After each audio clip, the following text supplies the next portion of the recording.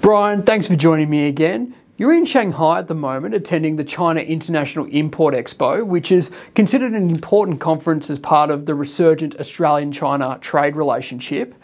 Now, what are you seeing on the ground in Shanghai in terms of the progressing Aussie-Chinese trade relationship?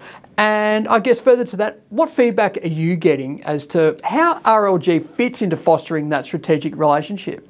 Yeah, great to speak with you again, Alex. Things always move fast in China, and this Australia-Chinese trade relationship's no different. You know, there's definitely a strong sense of positivity from both Australian and Chinese business people here in Shanghai. I mean, the high regard for Australia and its products in China has always been there. But this reconnection officially and the visit from the Australian Prime Minister and the meeting between him and President Xi Jinping has really added a level of endorsement. So, and one of the roles for us is really to leverage that. So we're finding it very good to be able to connect Australian businesses back to Chinese consumers. Thanks, Bryan. Now, you've expanded your supply agreements with Shanghai #1 Pharmaceuticals, and the MOU was witnessed in ceremony with Australian Investment and Trade Commission, the Australian Consul General, and Queensland Premier Anastasia Palaszczuk. It's a great endorsement for the strength of the partnership thus far, and you've already received almost $3 million worth in orders.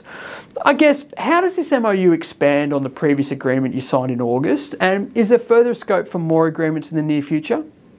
Yeah, certainly. It means that we're just getting straight down to business, you know, meeting directly with representative Shanghai #1 Pharmacy, introducing our portfolio of health, wellness and food products and listening to their needs and products that they wish to access and source. So, you know, it's just a perfect example, you know, in securing, we've already secured a first order for Remedy Drinks Kombucha, you know, so now we're connecting the healthy drink from Australia to Shanghai #1 Pharmacy, and we're introducing it to a new and expanding consumer base. It's a great example of the business opportunity right now for quality Australian brands here in China. And finally, Bryan, on top of the Shanghai #1 Pharmaceuticals MOU, the product pipeline continues to flow strongly with a first order for Remedy Drinks Kombucha. It appears the company's presence in the lucrative Chinese e-commerce market continues to grow from strength to strength. What's the catalyst for that growth in your eyes?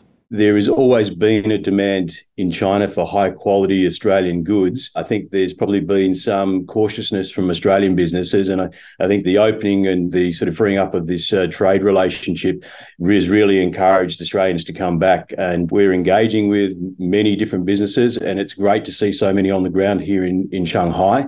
And so we're very optimistic we'll be able to progress quite a few of those through to meaningful transactions, and we'll look forward to updating the market in due course. Thanks, Bryan. Safe travels home, and thanks for joining me. Thank you, Alex.